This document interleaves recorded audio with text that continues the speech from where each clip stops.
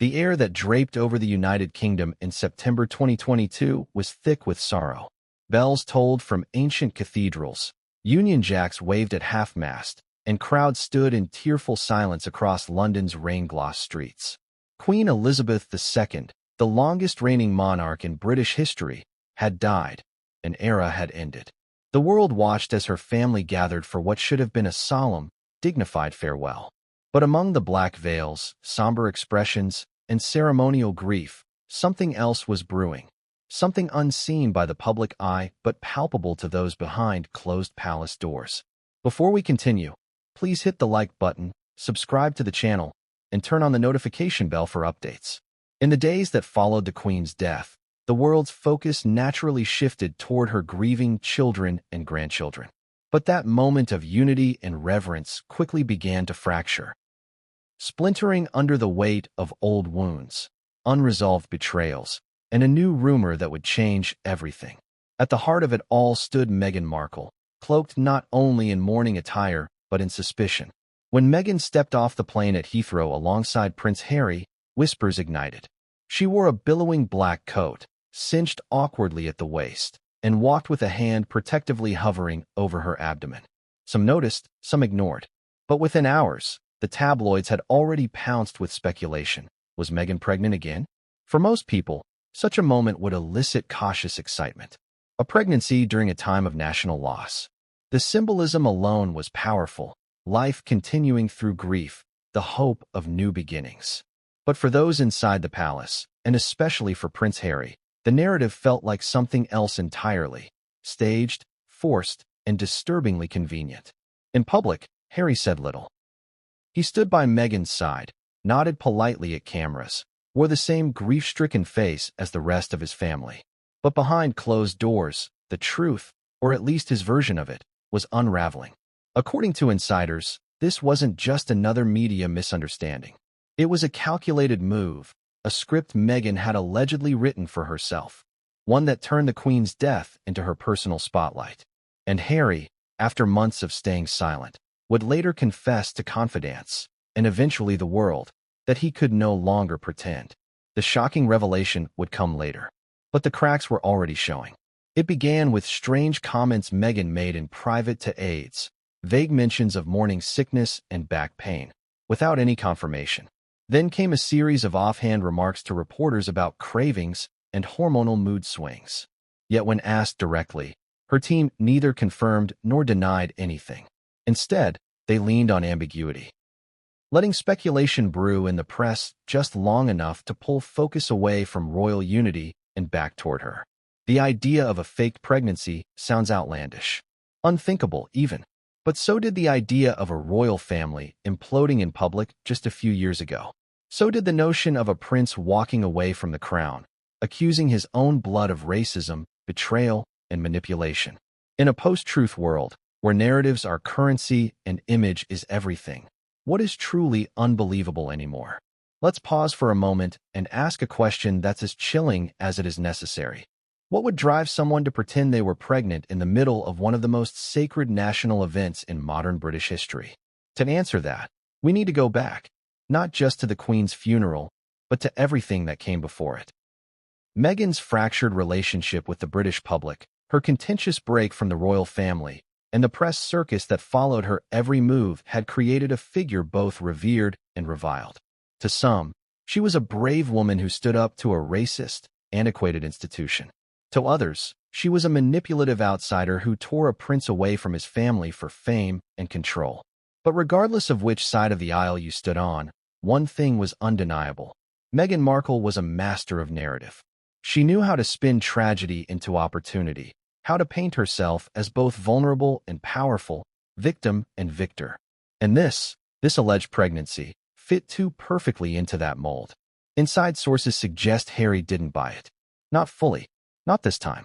By the time they boarded the private jet from California to London, tensions were already simmering. Harry, emotionally exhausted from his growing isolation, had begun questioning things. Not just the media, not just the institution he'd fled, but Meghan herself. Her motives, her consistency, her truthfulness. According to a palace aide who later spoke under condition of anonymity, Harry was overheard expressing doubts just days before the funeral. "She's doing it again," he reportedly whispered to an old friend from the military, turning something sacred into a show. That friend, stunned, kept the comment to himself for months, until Harry later confirmed it himself in an off-the-record conversation that would later leak. But we're getting ahead of ourselves. The Queen's funeral was supposed to be a farewell, not a scandal. Yet as the days unfolded, the cameras kept catching Meghan at key moments. On the cathedral steps, placing her hand on her belly just long enough for the shot. Inside the service, whispering something to Harry as he visibly stiffened.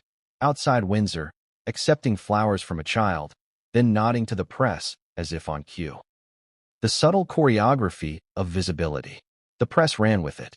"Royal baby number 3, one headline screamed. "A ray of light amidst royal sorrow," another read. Social media exploded. Supporters cheered. Detractors rolled their eyes. And all the while, the truth remained locked behind strained smiles and carefully worded statements. But things took a turn when Meghan left the UK. Once back in California, she dropped the act, or at least, that's what Harry would claim. According to sources close to the couple, Meghan never mentioned the pregnancy again.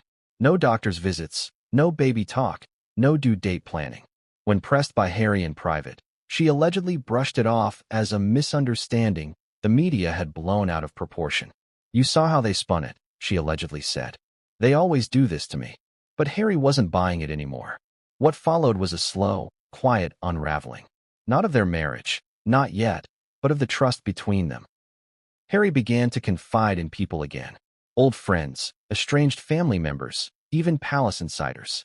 For the first time in years, he wasn't shielding Meghan's every word. He was questioning them, anonymously at first, then, eventually, publicly. And when the moment came for Harry to finally speak out, he did so with quiet devastation. Not anger, not vengeance, just sorrow. "There was no baby," he would say in an off-the-record briefing to a senior royal aide. "There was never a baby, and I don't know why she said there was." That sentence alone would eventually ignite a media firestorm. The idea that Meghan Markle, a former actress, humanitarian advocate, and mother, would allegedly fake a pregnancy for sympathy during the Queen's funeral was too explosive to ignore. The press dug in. Interviews were revisited. Footage was reanalyzed. Former staff were contacted. And slowly, a picture began to emerge, not just of deception, but of desperation. But this isn't just a story about a fake pregnancy. It's about something far more chilling. The collapse of trust between two people who once stood united against the world. What would drive a woman to orchestrate such a deception? What would keep a man silent, knowing what he knew? And how does a lie this big finally come undone? We're just getting started. The silence that had once been Harry's shield began to feel like a burden. For years, he had borne the weight of his wife's public image on his shoulders, fiercely defending her from a press that he believed was ruthless, even predatory. In every interview, every carefully choreographed appearance, he stood beside her, sometimes in front of her, taking the blows, deflecting the questions, and enforcing a wall of loyalty that many took as a sign of real love. But loyalty has limits. And now, for the first time, Harry was beginning to feel he'd been loyal to something that never existed. There were quiet moments, private moments, where the illusion started to crumble. During their flight back to Montecito, Harry reportedly sat in silence for most of the trip, headphones on, eyes staring out into the void. Meghan, according to the flight attendant who later spoke off-record, spent most of the flight texting and taking notes in her journal. No talk of baby names, no casual rubbing of the belly, no plans for prenatal appointments. The mask had dropped, and all that remained was the thick fog of unspoken truths between them. One of Harry's oldest friends, a man who'd served beside him during his military years, reached out days later. "How are you holding up?" he asked in a simple, heartfelt text. Harry's reply, later leaked to the press, was short but chilling. "I think I've been living in a story someone else wrote." And it was a story that had twisted at the worst possible moment. A funeral is not merely a ceremony. It is a sacred threshold, the final goodbye. For the Queen, it marked the end of an era. For Harry, it became the moment he began to see just how deeply his world had changed. He had arrived in the UK thinking he was mourning his grandmother. He left it realizing he was mourning his past, his illusions, and perhaps even his marriage. But why fake a pregnancy? Why choose such a sensitive, sacred occasion to orchestrate such a claim? Theories began to circulate among royal watchers, psychologists, and media analysts. One prominent behavioral expert posited that Meghan may have felt existentially sidelined by the Queen's death. The narrative, for once, wasn't about her. She wasn't the center. Her every movement wasn't headline-worthy, and the cameras weren't fawning over her outfit choices or compassionate gestures. The spotlight had moved, and in the world of celebrity currency, irrelevance is death. It's been said that the most dangerous kind of attention is no attention at all. For someone used to shaping the narrative, this moment may have felt like a vanishing act, a slow dissolve into the background. So, perhaps, a new story needed to be crafted. One subtle enough to ride the coattails of grief. One soft enough to evoke sympathy, but mysterious enough to remain unconfirmed. One that placed Meghan Markle, once again, at the center of a nation's conversation. And it worked for a while. Paparazzi lenses zoomed in on every movement. Her coat, her gait, the way she placed her hand on her belly before stepping into a car. Morning talk shows speculated with glee. Could this be a new royal baby on the way? Would this birth bring reconciliation between Harry and the crown? Even British betting shops, notorious for putting odds on everything royal, began placing wagers on a due date. But something didn't add up. There were no medical visits seen. No statements from friends congratulating her, something that had occurred with each previous pregnancy. No doctor sightings. Not even the subtle marketing cues one might expect.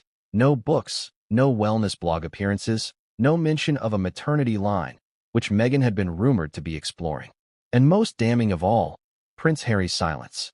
Not the respectful, guarded silence of a man protecting his family, but the cold, detached silence of someone no longer willing to play a part.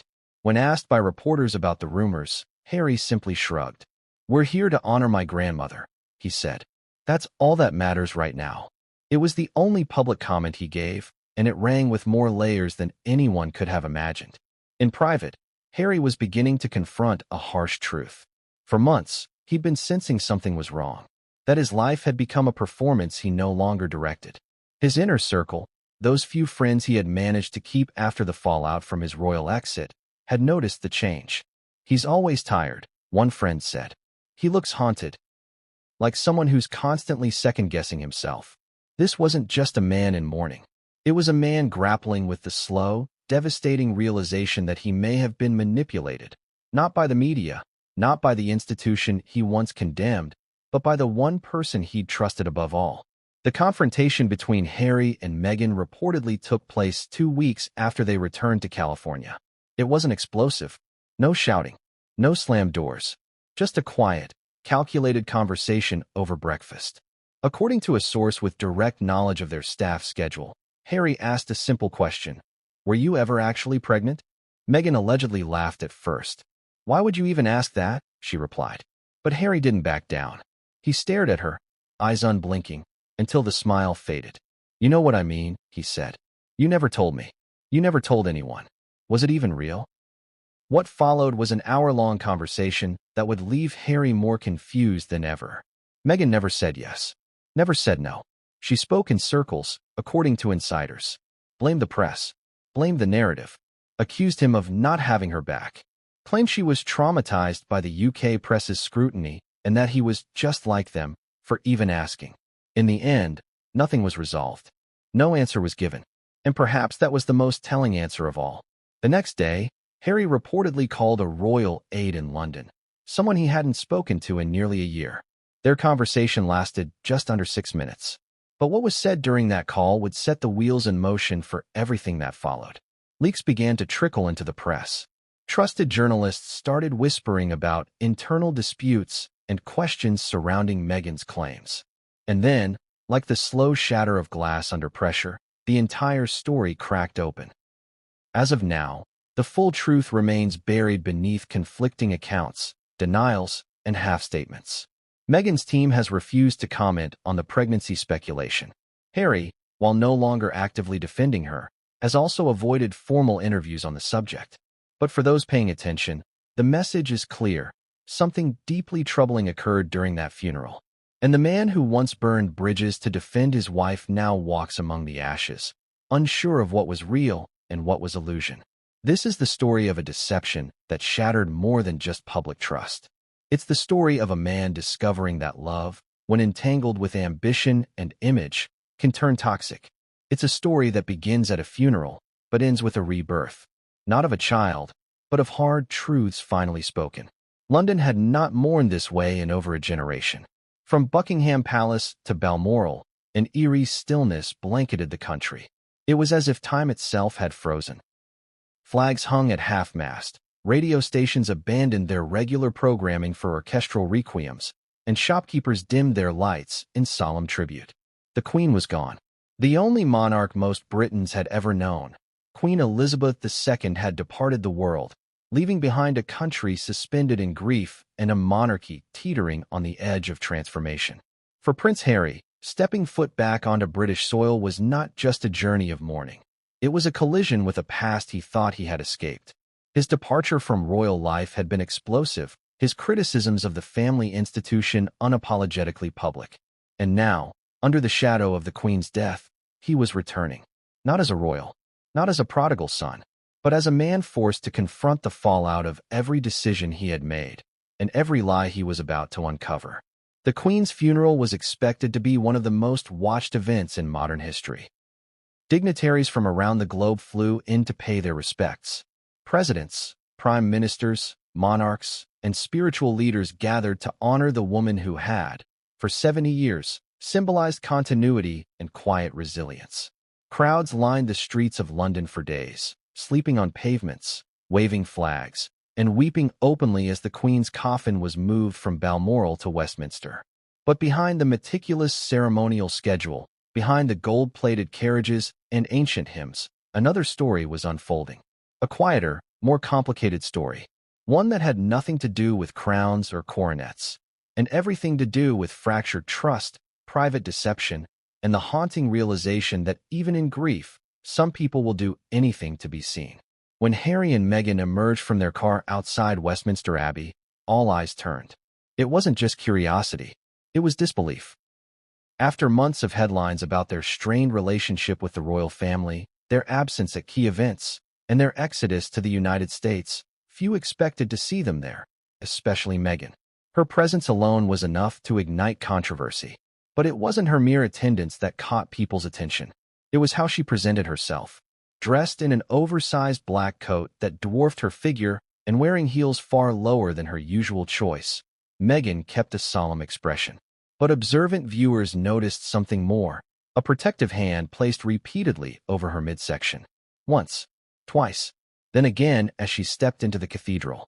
A subtle gesture, easily explained away. But in a world trained to decode every royal movement, it didn't go unnoticed. The rumors began almost immediately. Is Meghan pregnant again? Royal baby on the way? Life in the midst of death. Tabloids fed off the speculation like starving wolves.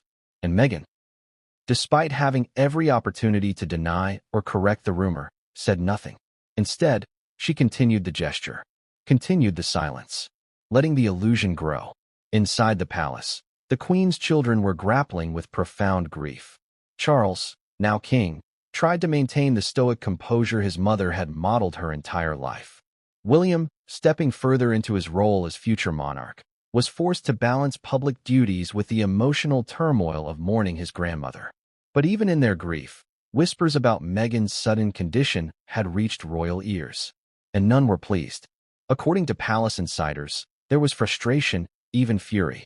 Not because of the pregnancy itself, but because of the timing, the vagueness, and the attention it diverted.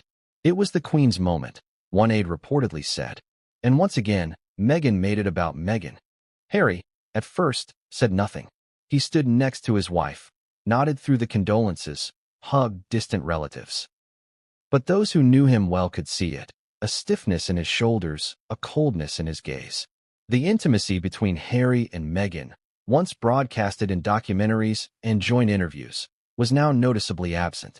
They walked together, but not closely, sat beside each other, but rarely exchanged glances. Something had shifted, and it wasn't subtle. The public was torn. Some viewed Meghan's presence and rumored pregnancy as a beautiful symbol of life continuing through grief. Others saw it as a manipulative distraction, a carefully calculated move to dominate headlines during a moment that was meant to be sacred. Regardless of opinion, the result was the same. Meghan once again dominated the conversation. For the British public, this was familiar territory. Ever since her entry into the royal family, Meghan had been both a media darling and a tabloid target. But there was something different this time. A growing unease. A sense that perhaps this narrative, the mysterious pregnancy at the Queen's funeral, wasn't organic. It didn't feel like breaking news. It felt like bait. Harry's inner circle noticed the shift. Old friends from Eton and Sandhurst, many of whom had fallen out of touch after his marriage, quietly reached out. "You okay?" one of them asked. The answer, according to that friend, was a long pause followed by, "I don't know anymore." Inside the walls of Buckingham Palace, aides scrambled to manage the optics. The Queen's funeral had been planned down to the last detail for years. Every angle, every guest, every speech accounted for. What hadn't been accounted for was a media storm about a potential pregnancy, hijacking the global narrative. And yet, here they were, again, trying to put out fires lit not by enemies of the crown, but by family. Harry reportedly had a tense conversation with his brother, William, 2 days before the funeral. No shouting, no theatrics, just a heavy, painful exchange of words between two men who used to be inseparable. "You've got to rein it in," William allegedly said. "This is about Gran, not you two." Harry, according to witnesses, said nothing, just nodded and walked away. As the Queen's coffin was lowered into the royal vault, watched by millions across the globe, Meghan stood beside Harry, her hand once again resting on her stomach. It was a small act, almost forgettable, but for Harry, it was the last straw. That night, inside the modest royal residence prepared for their short stay, Harry confronted her. He didn't ask if she was pregnant. He didn't need to. What he asked instead was far more damning. "Why now?" he said. "Why do this now?" Meghan reportedly responded with confusion. "Do what?" "You know what," he replied. The silence that followed wasn't empty. It was deafening. Pregnant not with life, but with implication. She didn't answer, and he didn't press her further, because deep down, he already knew. In that moment, something broke. Not with screaming or accusations. Not with slammed doors or packed bags, but with the quiet collapse of faith. The realization that the woman he had defended against the world may have played him just as expertly as she played the press. This chapter, the first in a long, unfolding saga, isn't about a lie being told. It's about the moment just before the truth surfaces, when doubt begins to creep in, when reality can no longer be ignored, and when even love starts to feel like a performance. As Harry looked out the window that night, the streets of London still buzzing with mourners, he must have wondered, how did it all come to this? The Queen was gone, the world was watching, and Meghan, once again, had become the main event. "Let me know when to proceed with Chapter 2. You said. Go. Don't forget the number of words required for the next section is indicated. N/B. Don't highlight or bold any word when generating." ChatGPT said. "Understood. I will now begin Chapter 2, titled The Bump That Wasn't There, with a target of approximately 2,000 words. This chapter will dig deeper into the visual cues, body language, and mounting suspicion during Meghan's public appearances at the funeral, and how those cues ignited the wildfire of speculation and internal royal anxiety. Here's Chapter 2. From the outside, it all looked subtle, so subtle it could almost be dismissed. But nothing is ever truly subtle when it comes to the British royal family. Every step, every glance, every hemline, every tilt of the head is captured in high definition, dissected by body language experts, and projected onto front pages within hours. And during Queen Elizabeth II's funeral, it was Meghan Markle's silence and the movement of her hands that created a media storm unlike anything seen since the height of Megxit. It started on the day of the procession. The royal family had gathered to walk behind the Queen's coffin as it was transported from Buckingham Palace to Westminster Hall. A solemn affair. No speeches, no tears, just the heavy rhythm of boots hitting stone, 1,000 years of tradition in every stride, and millions watching in reverence and sorrow.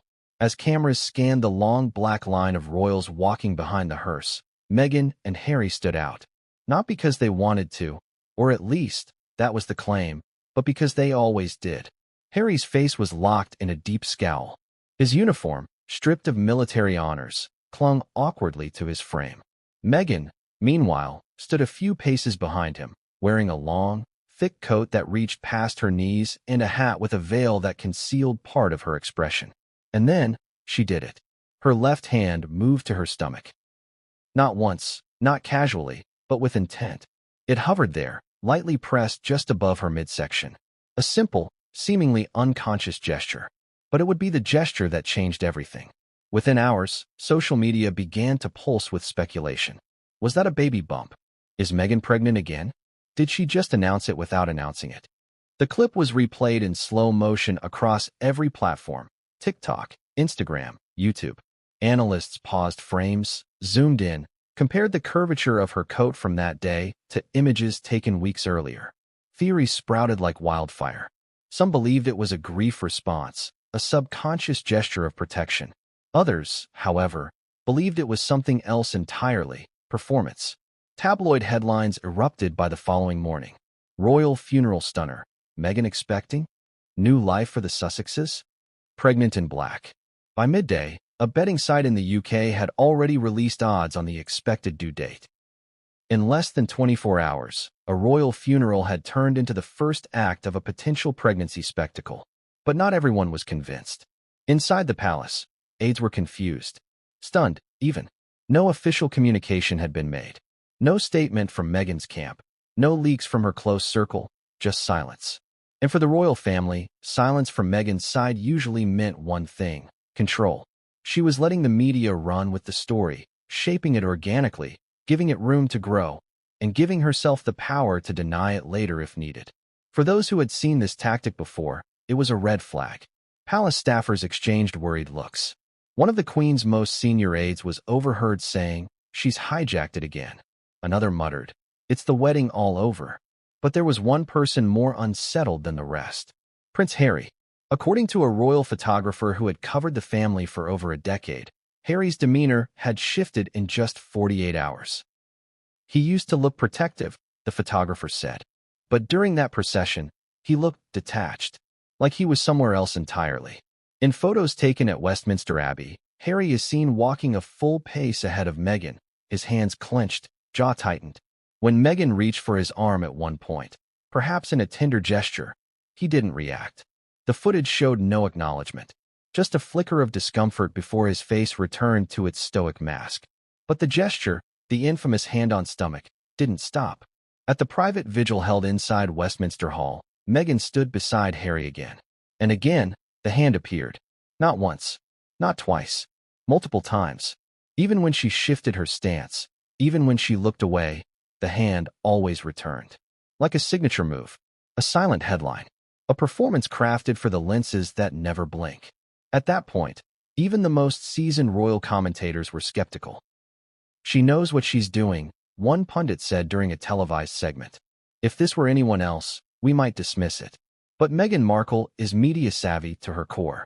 She understands framing, she understands optics, and she understands timing.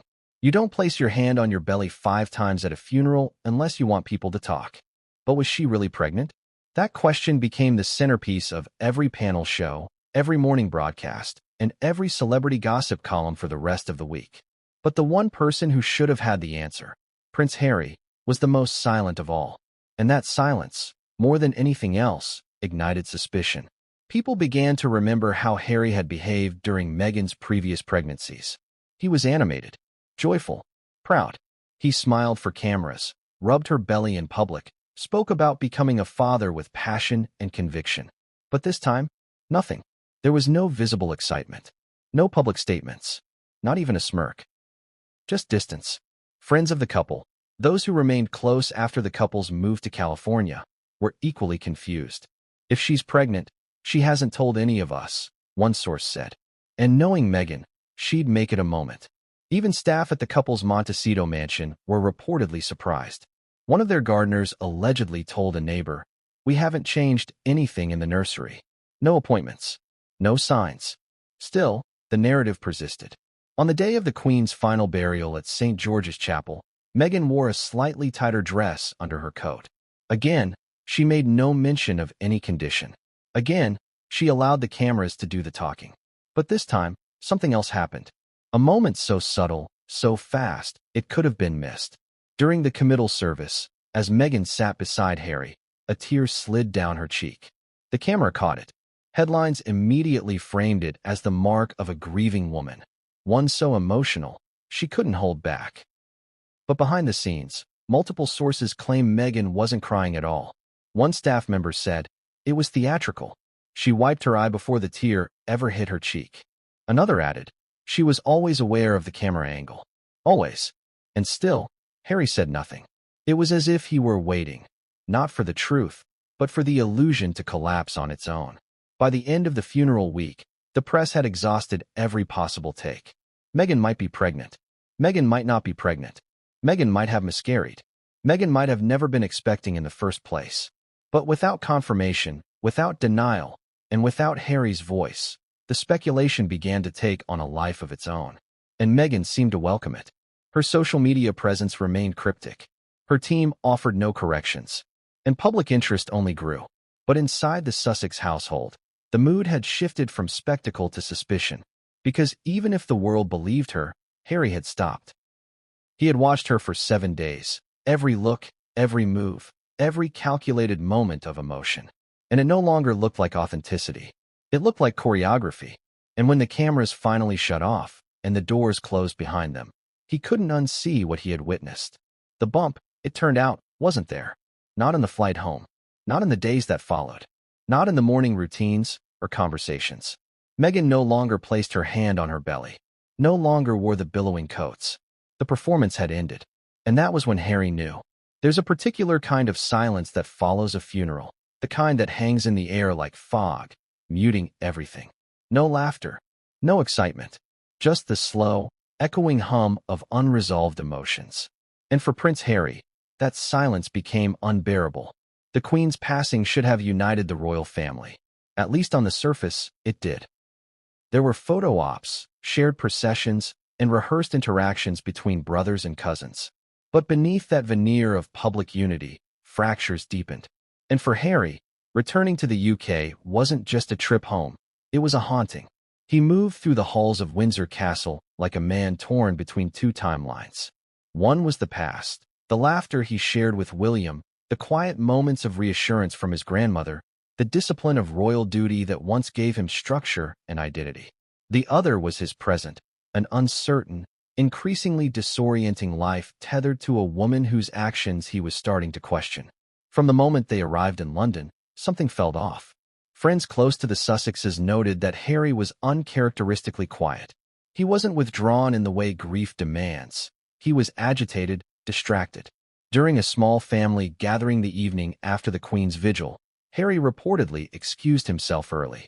"I'm jet-lagged," he said. But those who saw him leave noted his expression. It wasn't exhaustion. It was unease. There were moments when he appeared physically present but emotionally absent. At one point, as he stood with Meghan on the steps of Westminster Abbey, his gaze drifted beyond the crowd. Not to the cameras, not to the mourners, but inward, into some place only he could see. That internal distance didn't go unnoticed. One member of the royal household, a longtime servant who had worked under both Charles and Elizabeth, later confided, "We've seen Harry angry. We've seen him sad. But this was something else. He looked broken. It wasn't just the weight of grief. It was something heavier, more personal." And the more time Harry spent back in the UK, surrounded by his past, the harder it became to ignore how far he had drifted from who he used to be. Privately, Harry had begun to question everything. Not just the choices he had made, but the reasons behind them. When he walked away from royal life, he had done so out of love. Or at least, that's what he had told himself. Love for Meghan. Love for freedom. Love for their future family. But now, with each passing day, that clarity was fading. What had once felt like liberation now felt like exile. The house in Montecito was beautiful, of course it was. Spacious, private, nestled among rolling hills and lush gardens. But it wasn't home. Not really. Home was the place where Harry knew his history, where he could walk the halls and remember who he was before everything became a media war. And now, standing among the very people he had once accused of betrayal. He found himself questioning whether he had misunderstood everything. One moment in particular marked a turning point. It happened after the funeral, during a small reception hosted by King Charles at Clarence's house. Only a few family members and close aides were present. Meghan stayed back, reportedly citing exhaustion. Harry, unusually, came alone. According to multiple sources, the atmosphere was strained but civil, until Harry found himself in a corner conversation with Lady Sarah Chatto, Princess Margaret's daughter, and someone the Queen had always trusted deeply. Lady Sarah reportedly took Harry's hand and said softly, "Your grandmother never stopped loving you, you know. She always hoped you'd come back." Harry didn't answer right away. His eyes welled up. He gripped her hand, nodded, and walked away. That comment haunted him for days.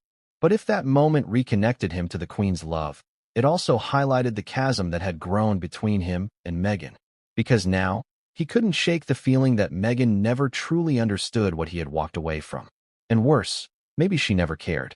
Back at Frogmore Cottage, where they were temporarily staying, Harry's behavior shifted. He became more reserved, more introspective.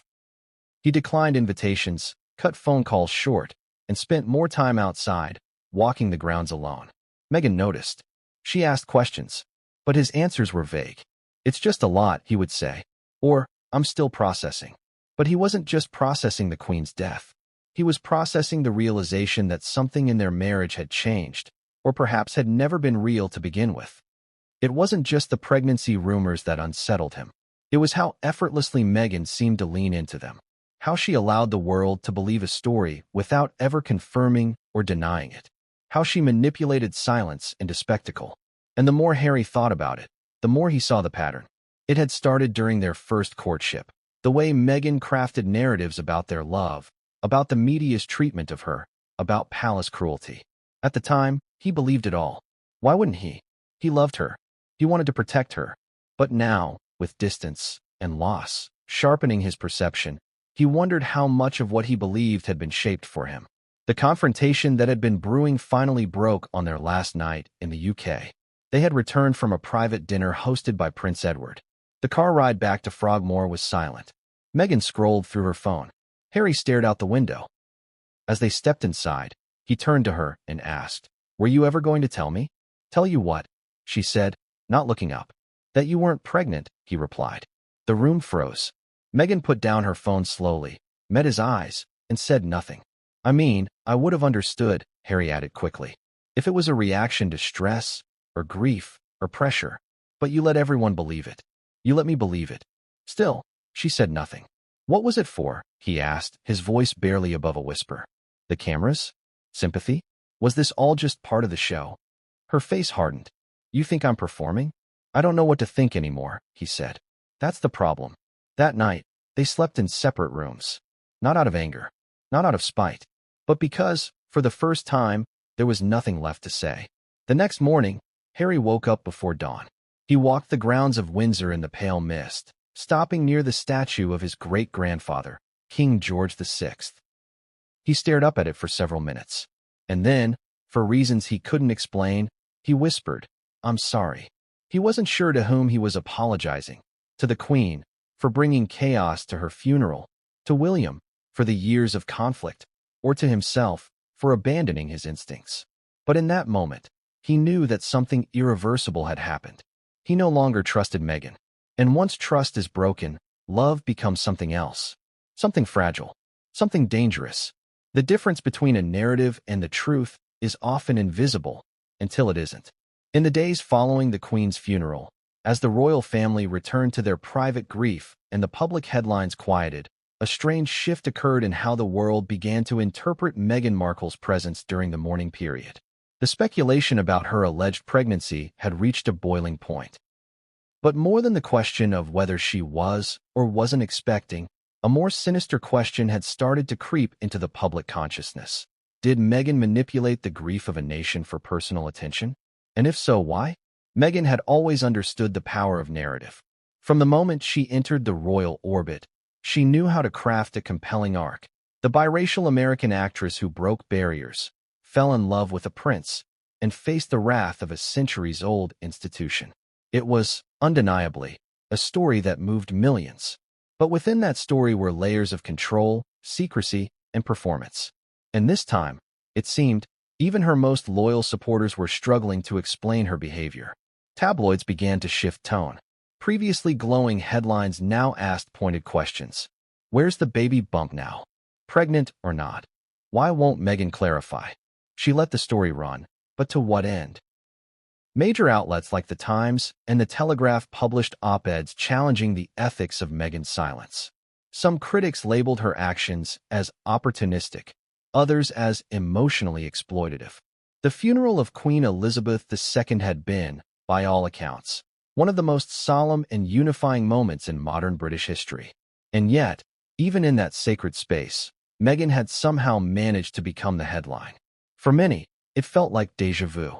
Dr. Helena Markham, a cultural psychologist who has studied public figures and media patterns, gave a now-viral interview in which she dissected Meghan's behavior during the funeral. "This isn't about maternity," she said. "It's about visibility." Meghan Markle has repeatedly demonstrated an emotional dependency on public validation. This isn't unique. Many celebrities experience it. But what makes Meghan's case different is her tendency to use emotionally charged national moments as leverage. When asked if she believed the pregnancy gesture was a deliberate performance, Dr. Markham paused. "Let's just say this. In psychology, repeated patterns speak louder than isolated incidents." That pattern was hard to ignore. In 2020, during the height of the COVID pandemic, and while the royal family was under immense scrutiny following Harry and Meghan's public exit, Meghan penned a deeply personal essay in the New York Times revealing that she had suffered a miscarriage. The essay was raw, eloquent, and undeniably moving. But critics pointed out the timing. It was released shortly before the Crown's annual Christmas speech, and once again shifted the global spotlight back onto her. In 2021, during Prince Philip's funeral, a somber moment for the entire royal household, Meghan had stayed in California, reportedly due to pregnancy-related health concerns. Yet paparazzi photos emerged of her walking briskly through her Montecito neighborhood, coffee in hand, smiling at passers-by. Her team dismissed the coverage as invasive and misleading, but the public noted the contradictions. Now, with the Queen's funeral, her presence, her gestures, her wardrobe, and the silence from her team had once again rerouted global attention. The question on everyone's lips: coincidence or calculation? For Harry, that question had become impossible to ignore. Back in California, the Sussexes returned to their secluded mansion. The world outside had moved on, as it always does, but inside those walls, the atmosphere was tense, almost clinical. Conversations between Harry and Meghan had become robotic. Meals were eaten in silence. Even Archie and Lilibet, blissfully unaware, seemed to sense the discomfort. Nannies reported that the children were unusually quiet. Archie asked Harry, "Why are you sad, Papa?"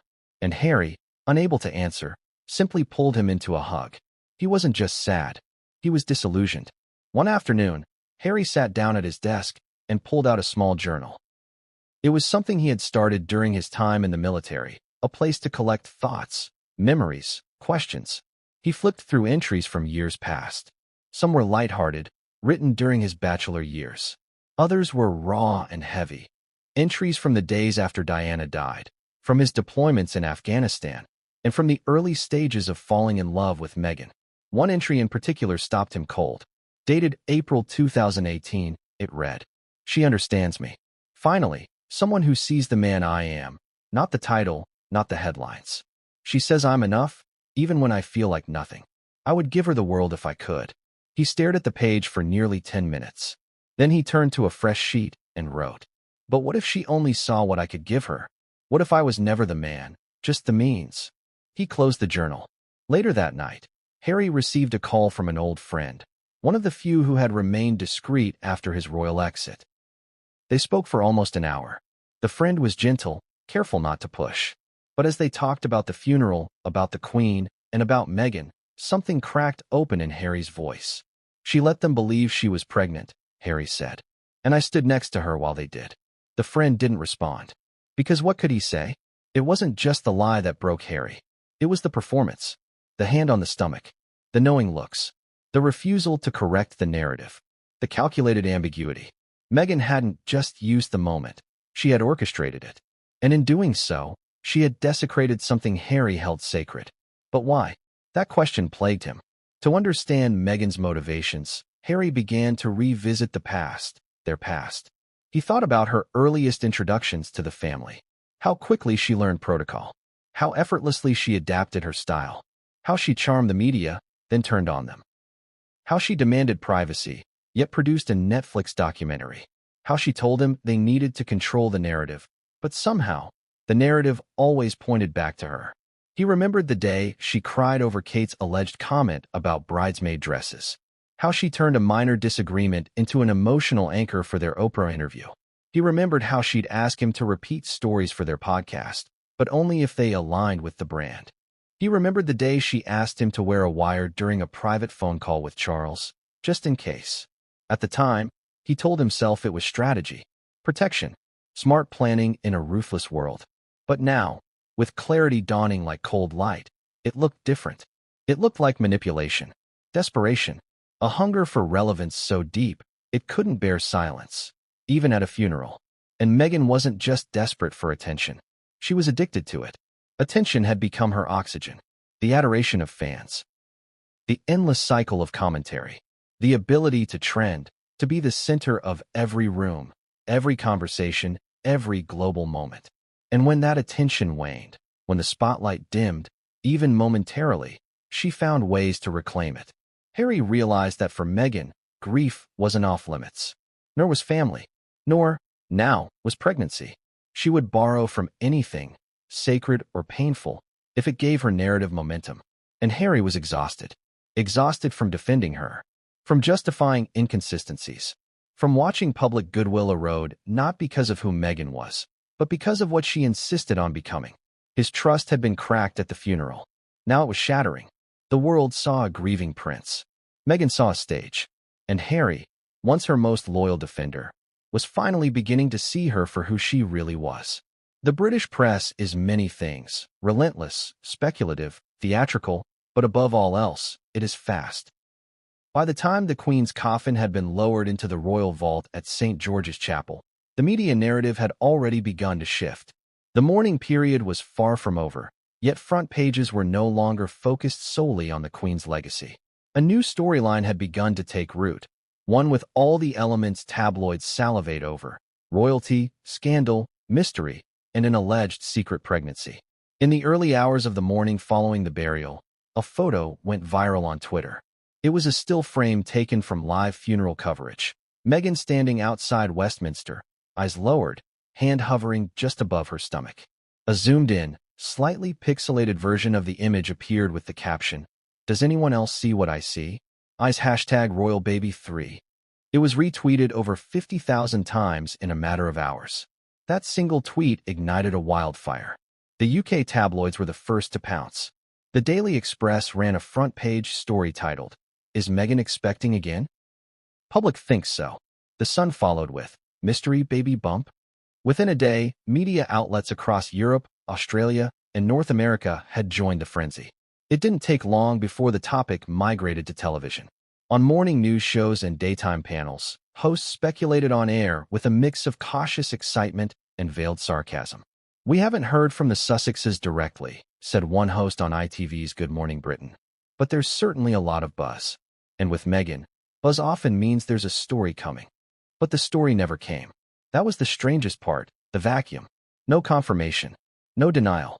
No anonymous quote from a source close to the couple. Nothing.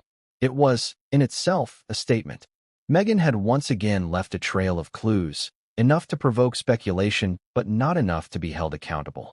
And while some claimed it was the media reading too far into things, others saw it differently, as deliberate ambiguity designed to manipulate the cycle. The absence of clarity only fueled the flames. Soon, speculative pieces began flooding the internet. Blogs and YouTube commentators dissected every appearance Meghan had made since arriving in London. One video compared footage of her walking in 2019 while pregnant with Archie to her gait at the Queen's funeral, slowed down, frame by frame, to analyze hip rotation and posture. Another creator claimed to have insider knowledge. asserting that Meghan had hinted at her pregnancy to a journalist off the record at a reception, but demanded they respect her space. All of it was unverified. Most of it was absurd. But that was never the point. The point was that Meghan was, once again, the epicenter of conversation. Inside newsrooms, editors were caught in a dilemma. Some senior journalists were hesitant. One editor at The Guardian reportedly warned staff, "We're dealing with a funeral here. Let's not let gossip distract from the gravity of the moment." But other outlets leaned in harder. "If the Sussexes won't clarify, it's fair game," a rival publication argued. "She played coy. Now she can deal with the noise." Meanwhile, social media platforms turned into battlegrounds. On Twitter and TikTok, hashtags like #RoyalBaby3, #MeghanPregnantAgain, and #QueenInTheBump began trending. Supporters of Meghan praised the possibility of new life emerging during a period of mourning. Critics called it tasteless, a calculated attempt to divert attention from the Queen's legacy. A prominent royal historian posted a scathing tweet: "There is a time for decorum and silence. Turning a funeral into a tabloid circus is a disgrace to the Queen's memory." The quote was shared over 100,000 times, sparking debates on everything from monarchy etiquette to celebrity exploitation. Even late-night comedians overseas joined the discussion. In the U.S., one host joked, "Only Meghan Markle could make Queen Elizabeth's funeral about a potential baby announcement." That's not a bump. It's a plot twist. The Sussexes, true to form, remained publicly quiet. Their official spokesperson refused to comment on speculative and personal matters. But for many observers, the refusal to clarify was not neutrality, it was strategy. Back at the palace, the mood was tense. Aides who had worked tirelessly to manage the Queen's final appearances were now being forced to respond to media inquiries about Meghan's alleged pregnancy. One senior advisor was overheard venting in frustration. This was meant to be about Her Majesty, but we're fielding calls about someone else's uterus. Charles, now king, was reportedly furious. Not because of the speculation itself, but because of the distraction it created. He was deeply disappointed, a courtier revealed. He understood the media. He knew they would grab onto anything. But he expected more from Harry. He expected silence. Respect, not spectacle. William was quieter in his disapproval. He did not speak to Harry again after the initial funeral events. The trust was too fractured. And this incident, however ambiguous, confirmed what he already feared. Harry was no longer in control of his own narrative. And that made him dangerous. Within days, the story spun further. One outlet published a piece claiming Meghan had confided in friends that she was pregnant, but choosing not to go public. Another claimed to have obtained medical documents, though no such documents were ever published or authenticated. In response, Harry did something that took his team by surprise. He issued a private request to several top publications in the UK and US. "Please refrain from speculating about matters not confirmed by our office. We are still grieving." The message was carefully worded, respectful, but it was also revealing. It came from his office, not Meghan's, and it subtly distanced him from the speculation without outright denying it. For the first time, Harry had shown a crack in their united front. Observers took note. So did Meghan. In the days that followed, she made two carefully curated public appearances, both casual, both seemingly spontaneous. In one, she was photographed in Montecito wearing a loose white blouse, sipping iced tea at a cafe. In the second, she appeared at a charity event, placing her hand over her stomach for exactly 3 seconds during the opening remarks, just long enough for every camera in the room to click. Again, no comment, no confirmation, just posture and timing. The speculation, already saturated, started to wobble under its own weight. Some media outlets began pulling back. One paper issued a quiet correction on a previous headline. Another, more bold, published an editorial titled, "The Baby That Never Was. Did We All Get Played?" That editorial sparked backlash. Some accused the press of hounding Meghan unfairly. Others said they had been complicit in her media games for too long. But the most damning response came from within Harry's own orbit. An anonymous source, reportedly a former palace aide still in contact with Harry, told a journalist that Harry had confided in a friend, admitting he didn't know what to believe anymore. The quote hit like a hammer, because it wasn't just speculation now. It was collapse. The foundation of trust, the image of unity, The story they had told the world. All of it was cracking. And it had begun at the worst possible moment. The farewell of a monarch, the dawn of a new reign, the chance for healing that had been wasted on tabloid firestorms and silent performances. Even as the media circus began to die down, the consequences remained. Meghan's approval ratings in the UK dropped sharply in post-funeral polls. Support for Harry declined too, though not as steeply. Public sentiment was shifting. Sympathy was being replaced with skepticism. And inside Montecito, the walls were closing in. The spectacle had served its purpose: headlines, attention, relevance. But the cost was trust. Trust from the public, trust from the royals, and most devastatingly, trust from Harry himself. Because now, every silence felt like a calculation. Every gesture, a cue. And every moment they had shared, from royal weddings to podcast episodes, now shimmered with the possibility of fabrication. The story had broken. But what remained was far more dangerous: the silence after the storm, and the man standing alone in it, asking the one question no media outlet could answer. Was any of it ever real? In the months following their break from the royal family, Harry and Meghan found themselves stranded, both logistically and emotionally. Their decision to leave the UK had ignited a media firestorm, fractured royal relationships, and left them in a precarious limbo. But one figure emerged almost instantly as their safe harbor: Tyler Perry.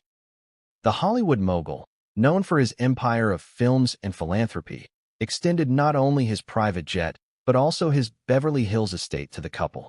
He offered them refuge at a time when they had few allies left.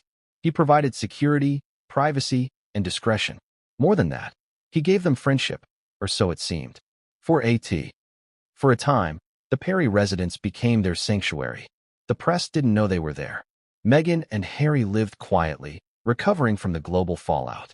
Tyler was supportive, encouraging Meghan to speak her truth and defending the couple publicly whenever the opportunity arose. He was even named godfather to their daughter, Lilibet Diana, a role that symbolized trust, family, and unshakable loyalty. But what the public didn't see was the subtle evolution of that relationship behind the scenes.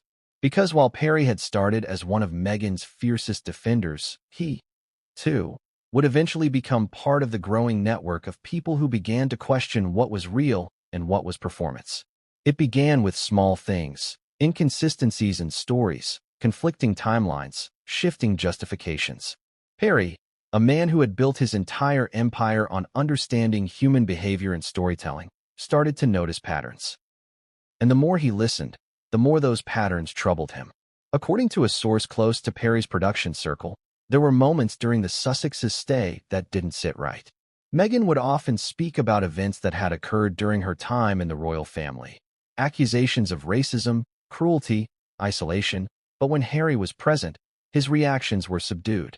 Occasionally, he would interject to clarify details. Other times, he would remain completely silent. One evening, during a dinner on the patio of the Perry estate, Meghan recounted a story about being left alone during her first royal Christmas. She claimed she had cried in a cold room while the family celebrated downstairs. Tyler, moved by the story, later brought it up again in conversation with Harry. But Harry didn't confirm it.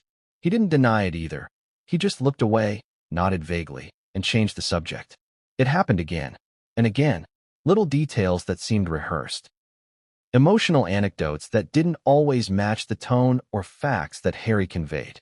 And slowly, quietly, Perry began to feel something he hadn't felt before: uncertainty. It wasn't that he believed Meghan was lying outright. It was something more complex. He began to suspect that she was crafting a version of events not just to survive, but to be the protagonist of a story she could control. People around Perry noticed his shift. One of his longtime confidants said, "Tyler's always been about protecting people who have been hurt.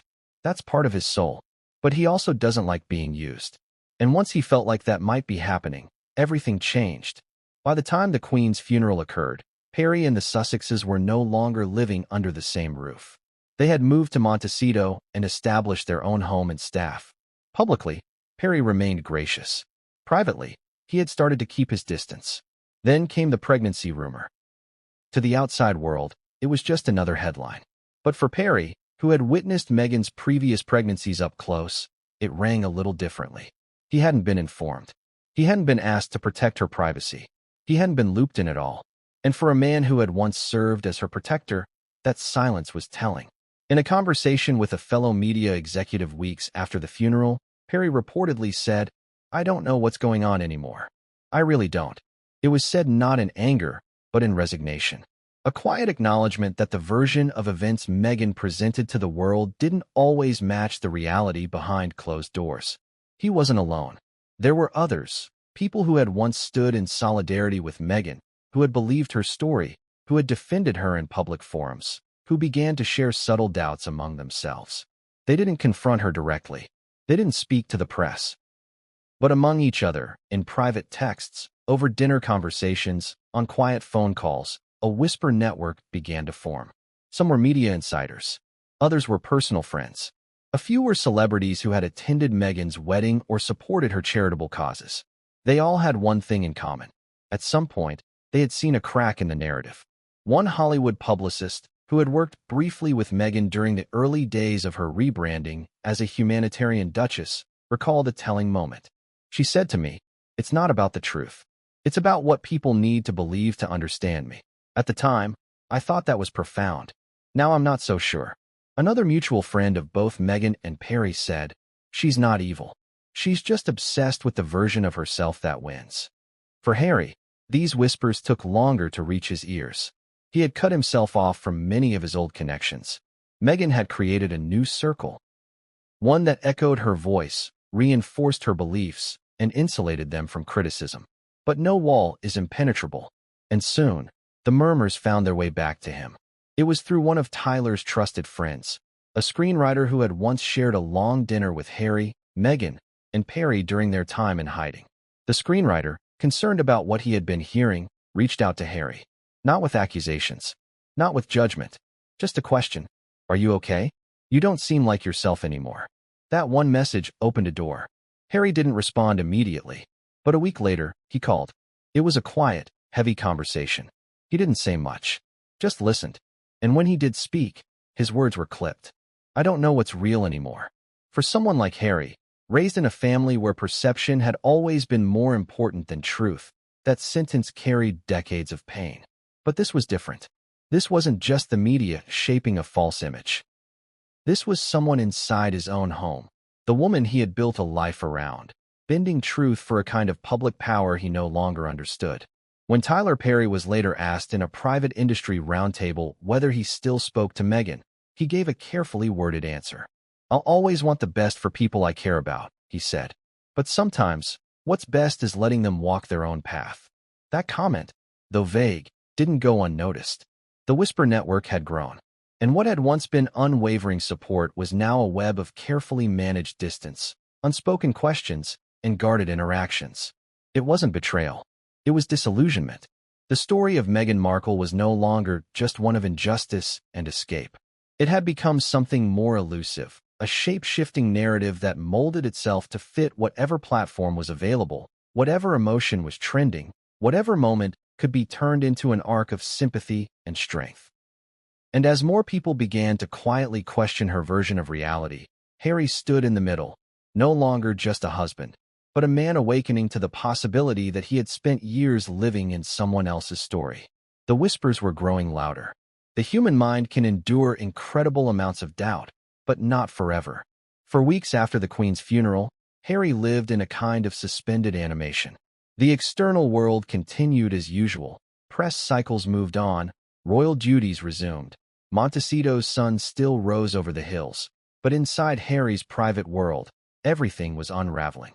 His thoughts were fractured, memories haunted him, and every moment with Meghan felt less like companionship and more like negotiation. He couldn't say exactly when the shift occurred.